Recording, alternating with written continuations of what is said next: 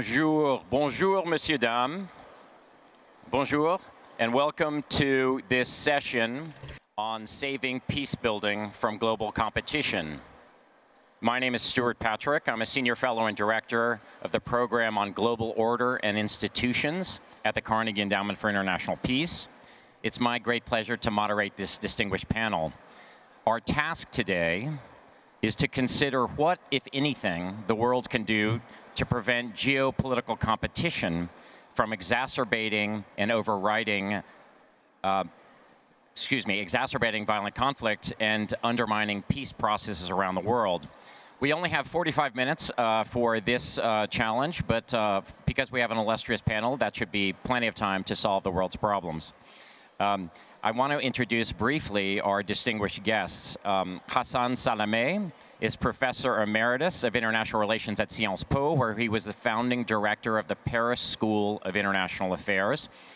He's also a senior advisor, to former UN Secretary General Kofi Annan, and more recently, Antonio Guterres, his special envoy and special representative for Libya. Henry Wang is founder and president of the Center for China and Globalization, and he is also a former counselor to the China State Council. I got to know, admire Henry when we were both on the steering committee of the Paris Peace Forum several years ago. Hina Rabbani Kar is a former Minister of State for the Islamic Republic of Pakistan. She's also a member of the Global Commission on Governing Risks of Climate Overshoot, which the Paris Peace Forum helped to launch and recently released its excellent final report. And last but not least, Mirko Manzoni is Undersecretary General and Personal Envoy of the UN Secretary General in Mozambique, where he supports the peace process between the government and Renamo. The Paris Peace Forum has recognized his work and those of his colleagues as in one of this year's selected projects, the Maputo Accord, Cultivating a Culture of Peace. Our topic, of course, could not be timelier. After some initial declines in the first post-Cold War decades, a violent conflict has surged, both interstate conflict and also internal conflict.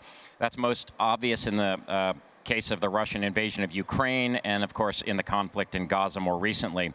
The number of civil wars has spiked, and many of these supposed internal conflicts, of course, have very important internationalized dimensions, with Syria and Yemen being particular cases in point.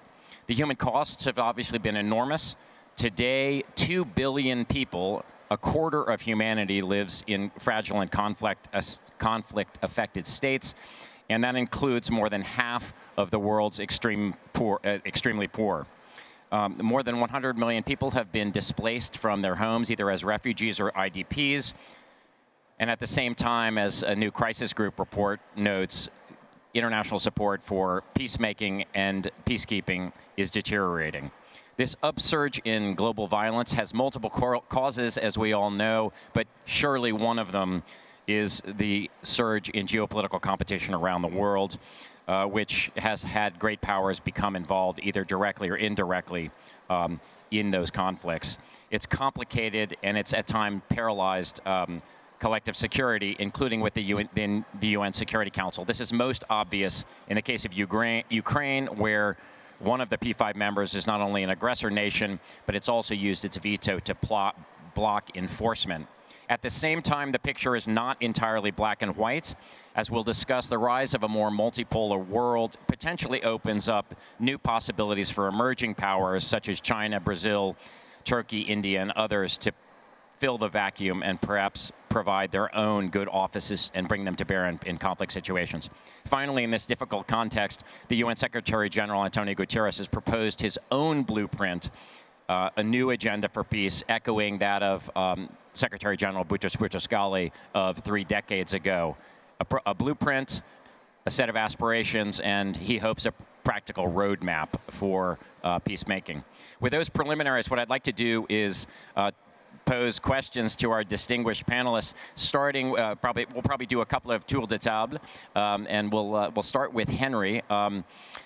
When you look at the world today, do you see collective security, at least through the United Nations, as an inevitable inevitable casualty of geopolitical rivalry, or do you believe there's still some hope for multilateral efforts to reduce violent conflict? Could you give us a sense what this terrain looks like from the perspective of China? Thank you. Thank you. Thank you, Steve. Excellent. I mean, you have made a very good, background for our discussion. We have so much distinguished guests, distinguished panel around here, and also a great audience with us. I think the world is really getting into a very dangerous stage now. That there's a lack of trust among the major powers, and also extremely important is that we are, the UN is which has been guaranteed us for last 78 years a relatively success, preventing the big conflicts and preventing the Third World War, is now starting to malfunction now. It's really not effective anymore. Where I attribute that to the big disagreement, actually the trust that we're missing among those big players. So I still think UN is really the key, to solving those problems. We have to really stick to the UN principle, UN Charter, and UN guidelines. The key is that we have to get all the players, particularly Security Council members, to work together. I mean, that's where the problems are, because you see among the security member countries, there was a rivalry, there's competition, there's an alliance against each other. That's not healthy to solving those regional issues. So I'm really glad to see President Xi and President Biden going to meet in San Francisco this coming week. So I think the international leaders should really get together. We see a lot of successful examples in the past. For example, on the sanctions on North Korea, where UN Security Council passing resolutions because of the large consultation taking place. For example, 6-party talks that China has led for so many years. So to build up the consensus among the big players. So I still see the solution for that is that not just one UN Security Council meetings urgently called. We need to actually have regular dialogues between all those big players. Like for the Iran-Russian issues, why can't we have a 7-party talks among the P5 and Russia and Ukraine? Among the Middle East, let's have a Middle East Arab Gulf countries and also P5 member countries sit down and talk. So I think we're lacking these kind of talks. And you're absolutely right. We mentioned about rising powers like China, BRICS countries. We should give them a full, consideration in getting into those dialogues and mediation and play more roles. So I think it's possible. China is the largest peacekeeping force sending country among the P5. So in the situation of Gaza and Palestinian and Israel conflict, why can't we send in the UN peacekeeping force rather than we seeing this, bombardment of each other and huge casualties and civilian losses? So I think UN has to play some active roles. We have to be active. Big countries has to talk. We have to take our act together. Thank you, Henry. I'm going to come back to you later and ask you about China's own role in mediation, which it started to ramp up its involvement in that. I'd like to turn to Hassan now, if I might. As Antonio Guterres, his special representative in Libya, you no doubt had a front row seat to what outside powers can do, both positively and negatively, to exacerbate conflict and violence or to help ameliorate it. What are the main lessons that you took from that experience about the intersection of geopolitical competition amongst the great powers and peacemaking on the ground in conflict-affected countries? Thank you. The first and obvious lesson is something that is not original at all. It's their hypocrisy. To give you just one example, we were ordered to deal only with one government, the one in Tripoli. Then the other government invaded Tripoli at a certain point. And I discovered that 3.5 members, permanent members of the Security Council, out of 5, were supporting the invasion, while we were asked never to deal with the other guy and to deal only with the government in Tripoli. So it's pure hypocrisy. Now there is something else. There is also direct interference. And I know of no civil war, not a single one in the world today, where there is no civil interference and foreign interference. And therefore, it is not an accident that you have foreign interference taking place in Libya or Sudan or Yemen or wherever you want. It's everywhere. The question, who is responsible? I would say that most think tankers and most journalists are lazy because they are obsessed with foreign interference.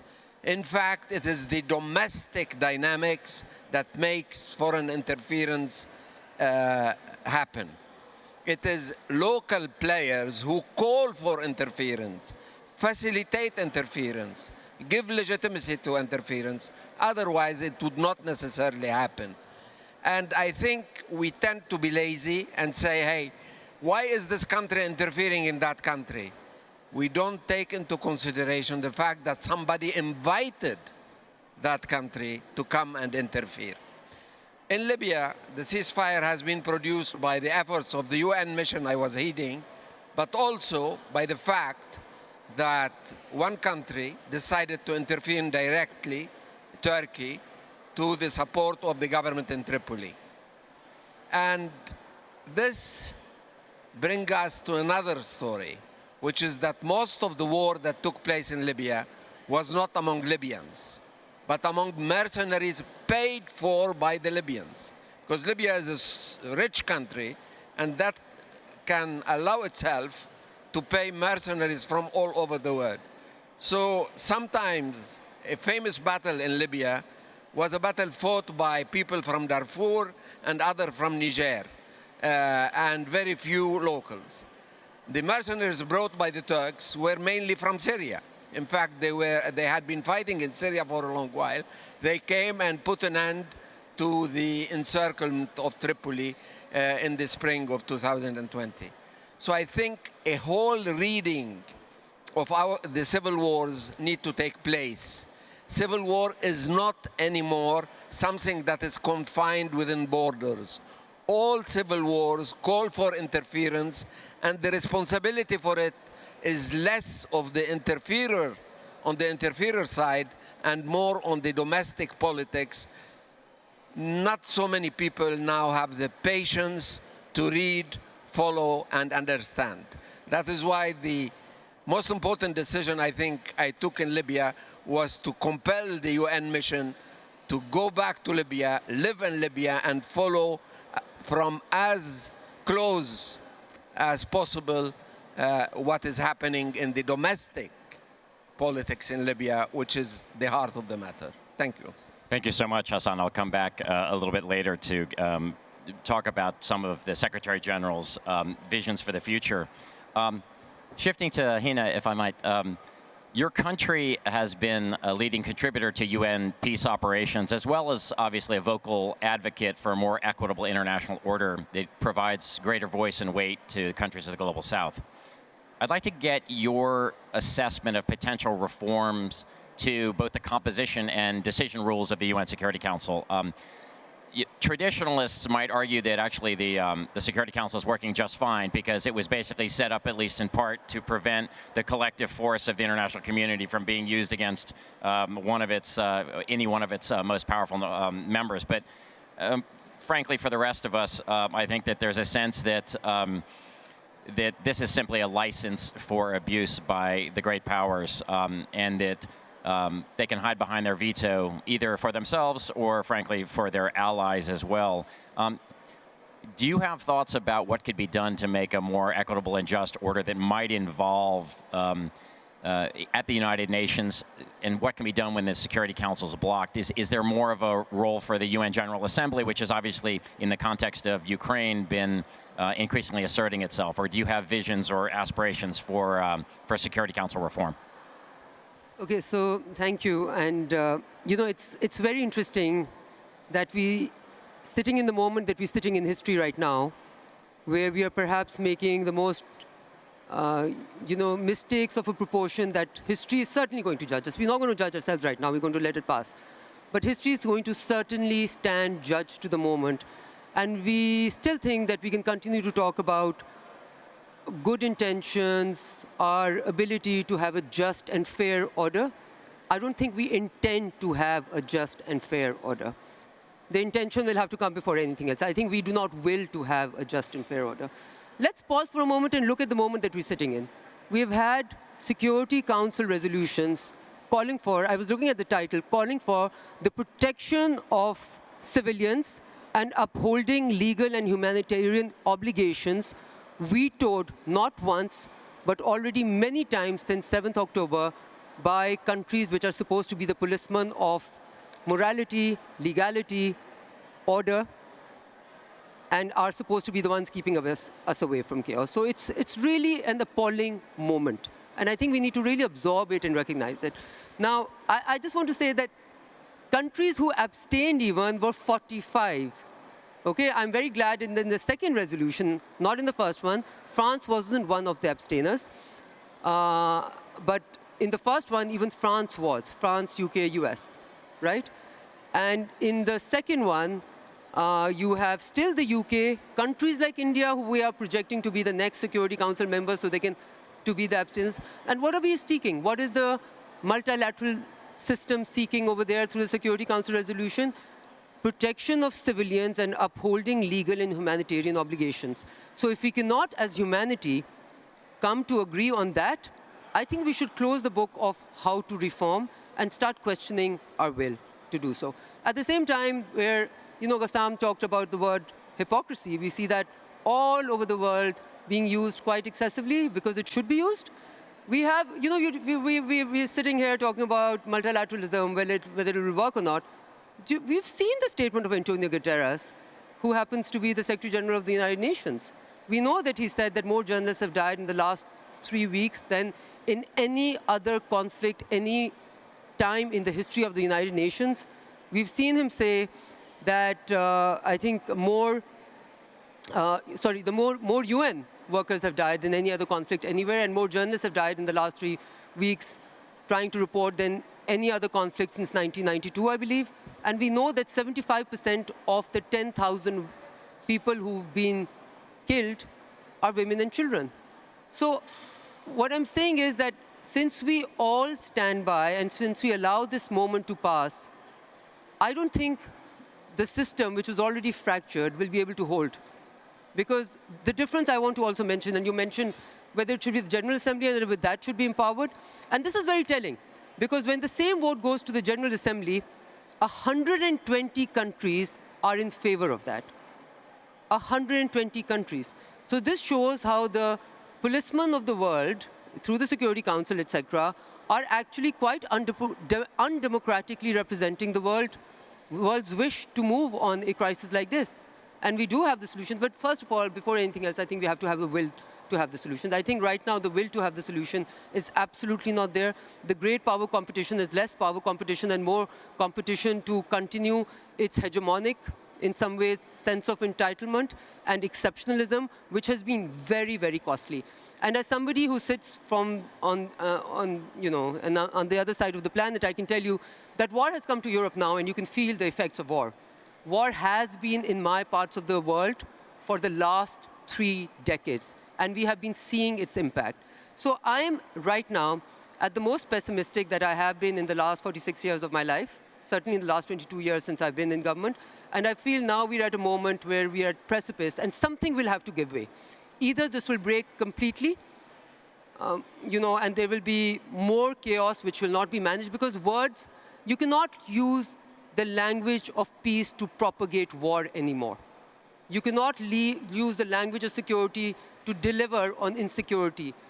So it's not going to hold. We got away with it. This is far too much, because we are all watching it. We are all witnessing it as we speak. And I think humanity and humans all over the world are reacting. Yeah? Thank you very much. Very eloquent,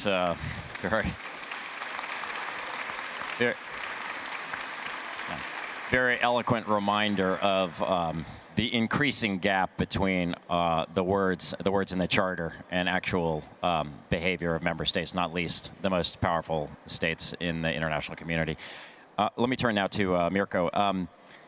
Your office serves as the Secretariat of the Maputo Accord, which supports nationally led and community-focused programs of dialogue and consensus building involving both the government of Mozambique and Renamo.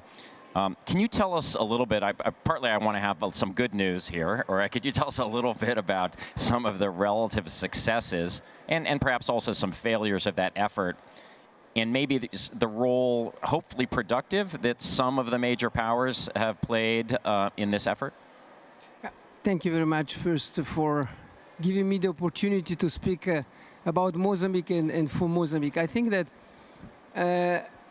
every time I went back to New York and visiting the Secretary General, I was sometimes almost embarrassed to tell him that I was bringing good news.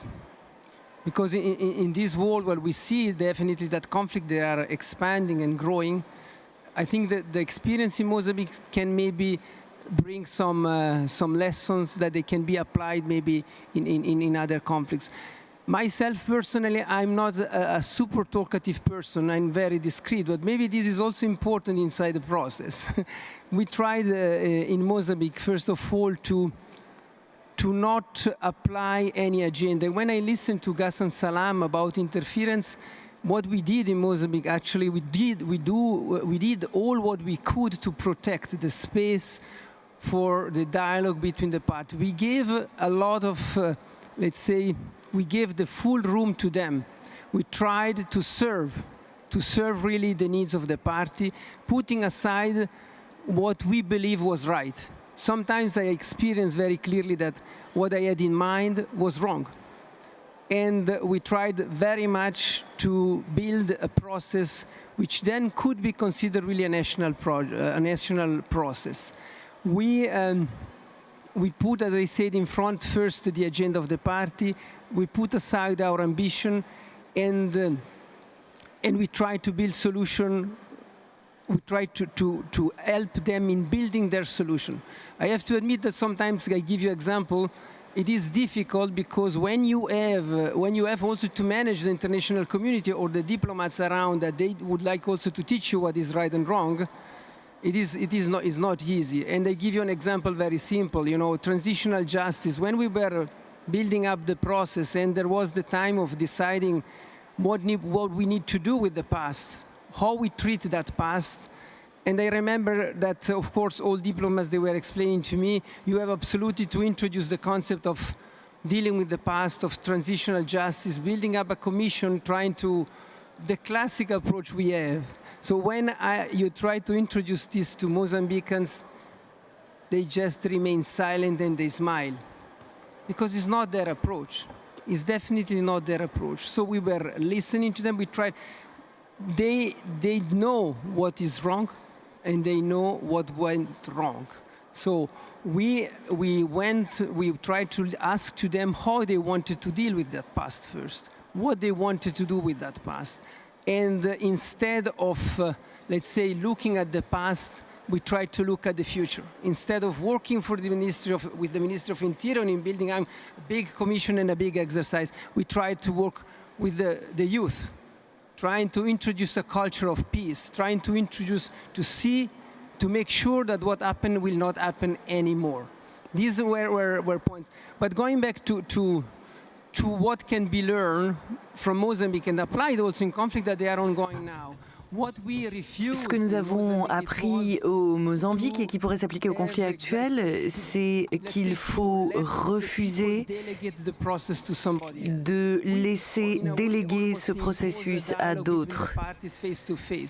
Il ne faut pas imposer de dialogue face à face entre les parties. Au début, c'était très difficile. Nous avons passé des mois et des mois en processus diplomatique à encourager les conversations et nous nous sommes rendus compte que cela n'était pas suffisant. Et un jour, j'ai dit aux personnes de parler directement et j'ai encouragé ces personnes à se parler directement. J'avais un des interlocuteurs au téléphone et j'ai dit « parlez-lui directement ». Nous avons essayé d'encourager ce dialogue, de nous assurer que les échanges soient possibles. Il y a des processus à l'heure actuelle à travers le monde. Lorsque des parties ne souhaitent pas échanger, elles confient cette tâche à quelqu'un d'autre et en notre qualité d'Organisation des Nations Unies, nous devons mettre fin à cette façon de faire parce que voilà quel doit être notre discours. Si vous voulez obtenir la paix, si nous voulons obtenir la paix, vous devez mettre les intéressés au premier plan. On ne peut pas déléguer cela à d'autres personnes. Et je m'arrête là parce que j'ai beaucoup parlé. Je me tourne à nouveau vers Ina. Nous sommes dans un monde très multipolaire et donc il y a la place pour que d'autres pouvoirs soient impliqués dans les processus de paix. Et la Chine a passé beaucoup de temps, investi beaucoup d'énergie à essayer de faciliter ces processus entre l'Iran et l'Arabie saoudite. Est-ce que la Chine a retiré certains enseignements de cette expérience et quelles ont été les motivations et pensez-vous qu'il s'agisse là d'un exemple à suivre pour l'avenir, pour la Chine ou d'autres pays qui veulent s'impliquer dans la médiation de la paix ou qui le font déjà d'ailleurs, qui ont une tradition en la matière? Je pense que c'est une très bonne question en fait, parce qu'au cours des 78 dernières années, mais surtout au cours des 45 dernières années depuis que la Chine s'est ouverte,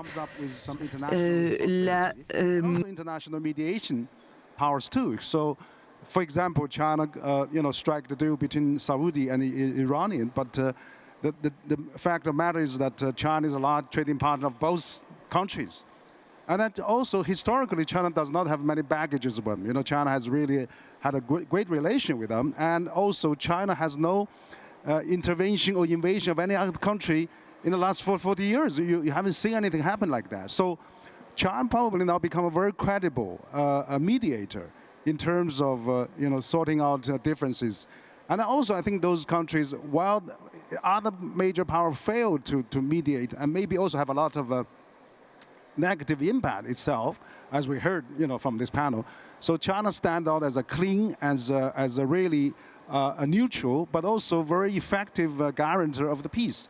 So that's why I think that China was able to clinch this deal between Iran and Saudi. But also, for Middle East too. I mean, China is the largest trading partner for all the Gulf countries. China is the largest trading partner for Ukraine and for Russian. And also China has set a peace envoy for both Russian and Middle East crisis. So I think as time goes on, China could play more active role and could really, hosting like, one of the success UN sanction that had on North Korea, because China has, lead many years of 6-party talks. So I think it's important for UN to come out to do the intervention to get really resolutions, but also all those background work and all those pavement work and also all those communication dialogues. You really have to have somebody neutral to able to call both parties to the table. That's extremely important. Now we see all the country take sides, take stands. It's difficult to gather people around the table. I think it's most important first you have to get people around the table, find a solution, cease fires, and also then we can pass on to the UN to other to reach consensus and resolution, and even UN peacekeeping forces. So I think it's extremely important for China to play roles like that. Yeah, it's very interesting to just think about that in a from a U.S. perspective. There were some, perhaps on the more hawkish side of the fence, that were sort of suspicious and wondering about this. But I think actually one thing that was nice to see about the Biden administration was that by and large, I think most of the folks looked at that and said, this is a good thing. There shouldn't be a complaint that China is actually behaving as a mediator and bringing these two countries together. They see this as a positive development, and I think that there's a lot of positive with that experience. I'd like to turn to Hassan now. You helped advise Kofi Annan during the last time there was a major effort in larger freedom era of reform that culminated in the big summit in 2005. Now you've got Secretary General Antonio Guterres has quite a sweeping vision with the new agenda for peace, but also, frankly, the entire summit of the future. Do you feel like there are particular UN reforms that are on the table, or at least have been discussed, that could make the UN, that you would identify as ones that are particularly important for the United Nations to become more effective at doing what it does, with the caveat, of course, that unless the big member states are on board, these things aren't going to go that far? I don't think the UN needs reform. The UN needs to be resurrected because it's dying. It's dying before our eyes, and we have to recognize it. I was in New York for the General Assembly a month ago. There are 5 countries who have this absolutely extravagant right of veto power. 4 out of the 5 didn't think it was important for them to come to the General Assembly. Putin was not there, President Xi was not there, Sunak was not there, and even Macron was not there. And President Biden came because he lived nearby. So, I mean, it is not reform that we need for the UN, it's resurrection. You want me to give you another example? There was a special session on climate change, and the 2 major polluters on Earth today, China and the United States, did not have the time to speak at that session. What do you want more? There are 10,000 people dead in Gaza today, and the Security Council is not able to call for a ceasefire. On top of that, not even individually, either one of the 3 Western countries in the Security Council are calling for a ceasefire. So the Secretary General is calling for a summit for the future for next year, as you said. We need a summit for the present.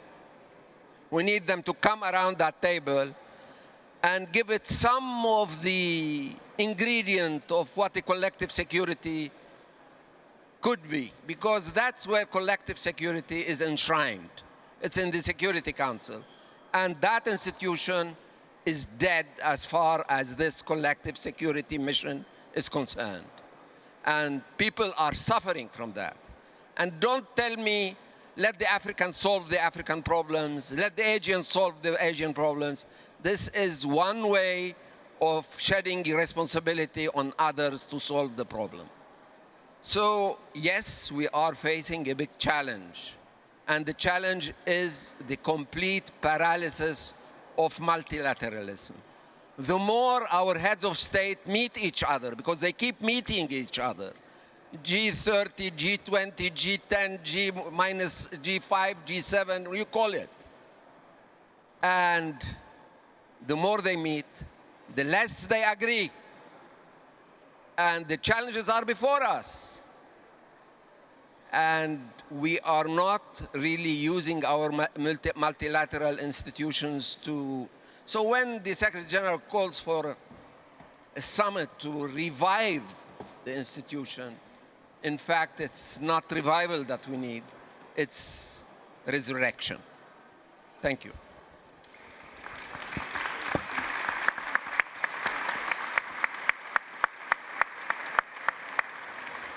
Very hard to argue with that logic. If I might, I mentioned before that you were on the Overshoot Commission, and I'm interested in, I guess what I would say is one of the nice things about the Paris Peace Forum is that it has a relatively broad definition of peace and has included climate change from its origins. But the more we go on in time, of course, the linkage between sustainable peace and sustainable development, including dealing with climate change, becomes tighter and tighter. How is your work on the Commission influenced or reinforced your thinking about that connection?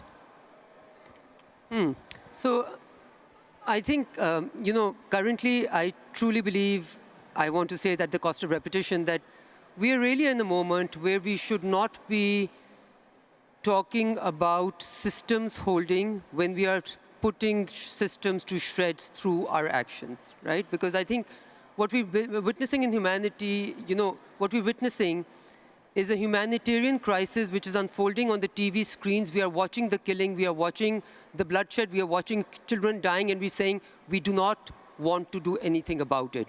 And we're saying, yes, the P5 countries and the civilized world is still the civilized world. I believe we are living in the de-civilization of the world as we knew it, and we're witnessing it in real life on live television, right? So it becomes very difficult to talk about what is the Overshoot Commission going to achieve and what is not going to achieve, because it's not a moment where we are coalescing support, we are coming together to be able to deliver on anything. And can I say that even when it comes to the work of the Overshoot Commission, because it is really looking at the climate change and saying, look, the moment has passed. We are not looking at the possibility of overshoot. We are, frankly speaking, right now on the fast train wreck, which is already going, if at the same pace, we are going towards the overshoot movement. And already the wreckage is far too much. The enormity of the, of the impact of climate on countries like Pakistan is huge. There were 33 million people which went through floods, which left them unattended. There were 600,000 women who were pregnant at that time, who didn't have a roof or a tent.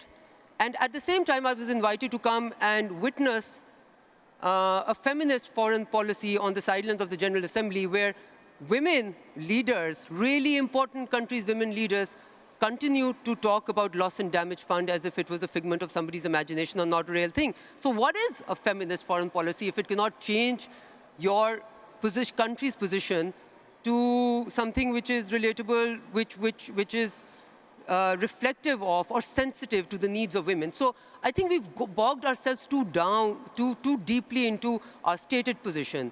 And we think that our stated position, I'll tell you what, I think we think that the world has ears, but no eyes. So we think we can keep on speaking about our positions, talk about security, talk about the commitment to peace, and keep on waging war, propagating warfare, and allowing, and show our behavior through using our veto like dozens and dozens and dozens of times to protect annexation, annihilation, even genocide. And when we use these words, we have to be careful, but really we have to stop being so careful, right? Because we have to call a spade a spade. So when the UN HCR New York office representative resigns, and he says this is a textbook case of genocide, and we still continue to talk about how multilateralism is going to work at forums such as this, I think we're kidding ourselves. I think we need to really wake up to what we've allowed humanity to degenerate to, because it doesn't matter who's being killed, that humans are being killed. What we ask is which religion, which color, which creed, which geography, and where does my country stand on that position? My country stands on continuing to use vetoes. We have to stop doing that.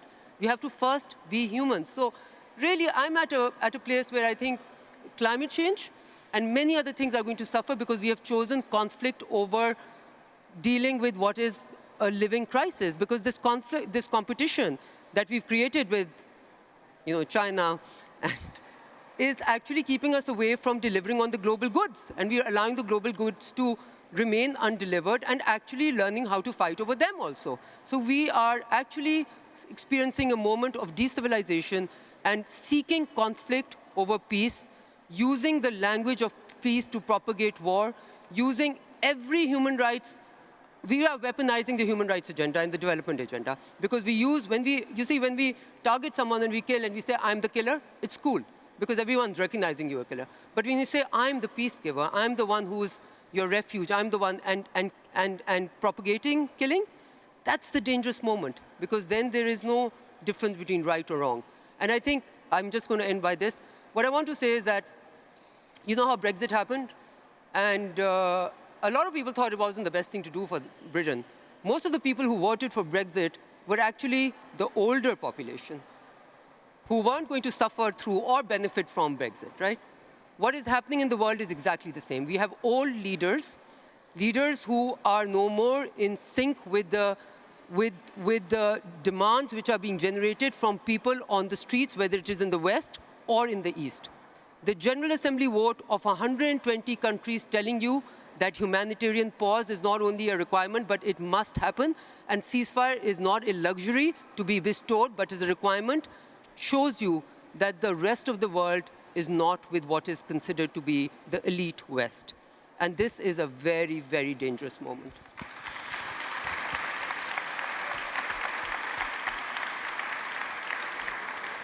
Thank you. Well, I think that we have definitely reached some conclusions about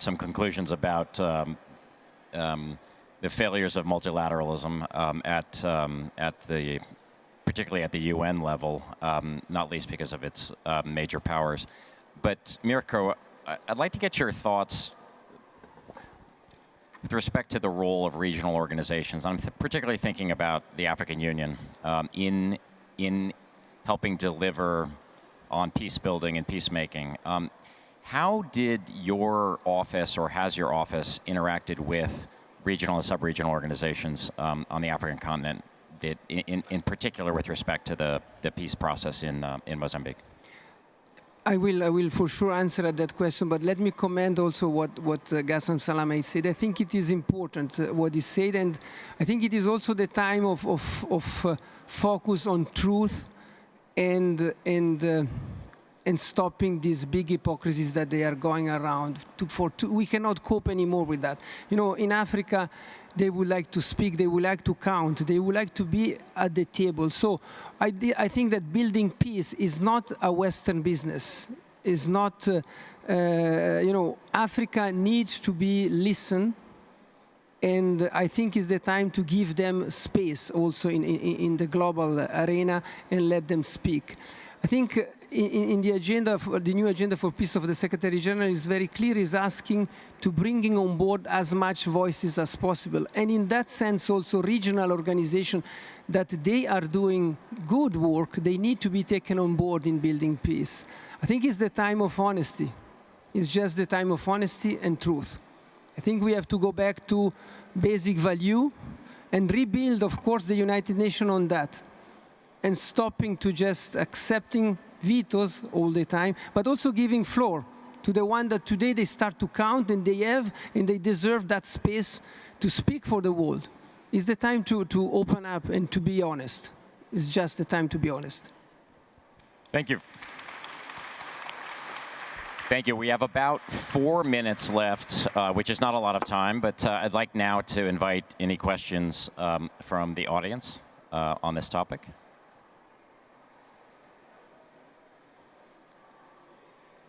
Yes. This gentleman over here in the back row.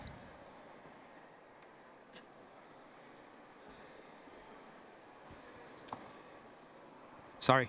Thank you very much. And could you identify yourself, please? Sorry. My name's Ian, and I work with an organization promoting the advancement of the WPS agenda in MENA region.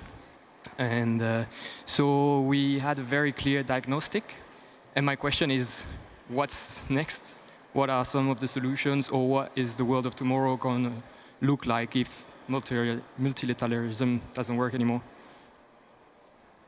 Go ahead, Henry. Yeah, I think that, you know, first we have to build up the trust among the major players in the world. So, for example, now the U.S. has put China as a strategic rivalry. The EU has put China as a systematic rivalry. So if we are all a rivalry, how can we work together to solve the global problem? We have a climate change just mentioned, and also this peace crisis around the world. So I think it's absolutely important, you know, all the major powers has to work together, has to really seek peace among themselves first. So I'm very glad to see the President Xi and President Biden going to meet in San Francisco. So let's hope that, you know, plus EU leaders later, we can really work out some common consensus to save the, you know, crisis of the world. Yes, this lady back there. Thanks.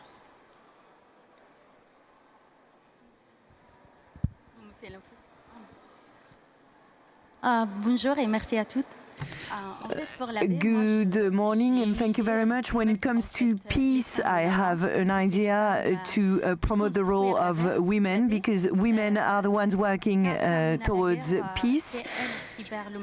Because when there is a war, there's the one mourning their father, their husband, or their son. So we pay a very high price, and men, sorry for saying so, you are the one going at war all the time. So I would like to agree with Monsieur Gassam Salameh about what he said earlier about being special envoy in Libya. He knows what was happening in the country with the military groups going everywhere, and who do not promote peace in Libya. It is a major problem in the Middle East. Obviously, UN Security Council, I believe it's Resolution 1325, has talked about the role of women in peace building from at all stages of conflict resolution, mediation, and post-conflict peace building.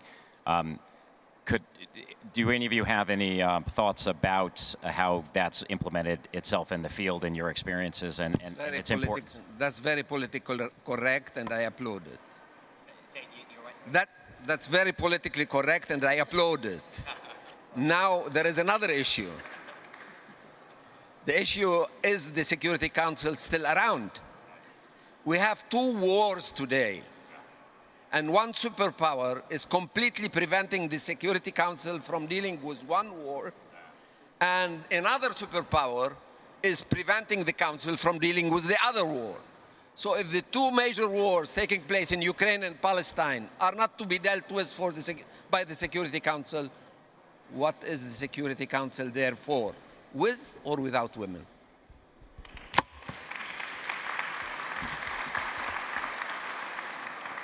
Yeah, I have to say that we're going to have to wrap up here, unfortunately. But to say the least, the Security Council has taken a pounding, particularly its in this discussion, particularly its permanent members. I've done a certain amount of work on UN Security Council reform and different schemes, but one of the things that is quite clear is that in the current geopolitical environment, it doesn't matter necessarily whether you'd ever have Security Council expansion, but if the veto rules remain the same and the conflict amongst the great powers remain the same, and if the great powers do not exercise their responsibilities as permanent members the way that the Charter intends, that many of these, the hopes of the Secretary General and others about any reform will, of course, run aground. I want to thank all of you for your passionate and very honest assessments. Please join me in thanking our panel.